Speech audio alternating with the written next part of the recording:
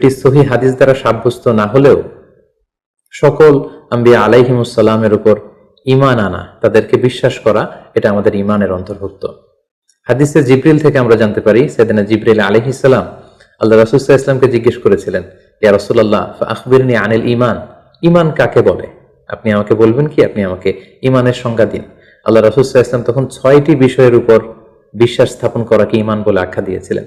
তিনি তখন বলেছিলেন, আন তুমিনা বিল্লাহি ওয়া মালাইকাতিহি ওয়া কুতুবিহি ওয়া রুসুলিহি ওয়াল ইয়াউমিল আখির ওয়া তুমিনা বিল কদারি খাইরিহি ওয়া শাররিহি, অর্থাৎ আল্লাহ তাআলার উপর বিশ্বাস করা, ফেরেশতাদের উপর বিশ্বাস করা, আল্লাহর পাঠানো কিতাবগুলোর উপর বিশ্বাস করা এবং তার প্রেরিত রাসূলদের উপর বিশ্বাস করা, আখিরাত এবং ভাগ্যলিপির উপর বিশ্বাস করাকে ঈমান বলে। তাহলে আমরা বুঝতে পারলাম এই 6টি জিনিসের উপর বিশ্বাস করার নাম হচ্ছে ঈমান। তন্মধ্যে অন্যতম হচ্ছে আল্লাহর পাঠানো তার প্রেরিত রাসূলদের উপর ঈমান আনা।